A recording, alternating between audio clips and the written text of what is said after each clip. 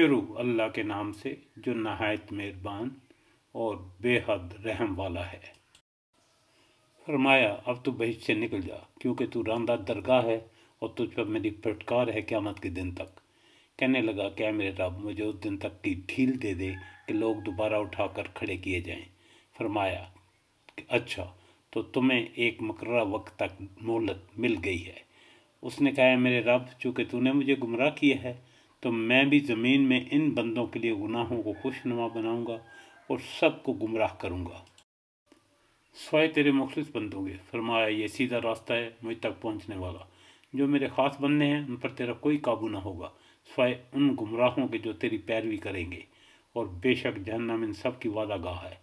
اس کے 7 دروازے ہیں اور ہر دروازے کے لیے ان لوگوں میں سے ایک حصہ ہے، بے شک پرہیزگار لوگ بہشتوں اور چشموں میں ہوں گے۔ ان سے کہا جائے گا سلامتی اور امن کے ساتھ اس میں داخل ہو جاؤ۔ ان کے دلوں میں جو کچھ رنجش و کینہ تھا ہم سب کچھ نکال دیں گے۔ وہ بھائی بھائی بنے ہوئے ایک دوسرے کے آمنے سامنے تختوں پر بیٹھے ہوں گے، نہ تو وہاں انہیں کوئی تکلیف چھو سکتی ہے اور نہ وہ وہاں کبھی نکالے جائیں گے۔ میرے بندوں کو خبر دے دو کہ میں بہت ہی بخشنے والا اور بڑا ہی مہربان ہوں، اور ساتھ ہی میرا عذاب بھی نہایت دردناک ہے۔ انہیں ابراہیم علیہ السلام کے مہمانوں کا حال بھی سنا دو کہ جب انہوں نے ان کے پاس آ کر سلام کہا تو انہوں نے کہا ہم کو تو تم سے ڈر لگتا ہے۔ انہوں نے کہا ڈرو نہیں، ہم تجھے کہ صاحب علم فرزند کی بشارت دیتے ہیں۔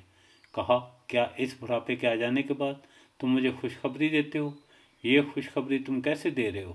انہوں نے کہا ہم آپ کو بالکل سچی خوشخبری سناتے ہیں، آپ مایوس لوگوں میں شامل نہ ہوں۔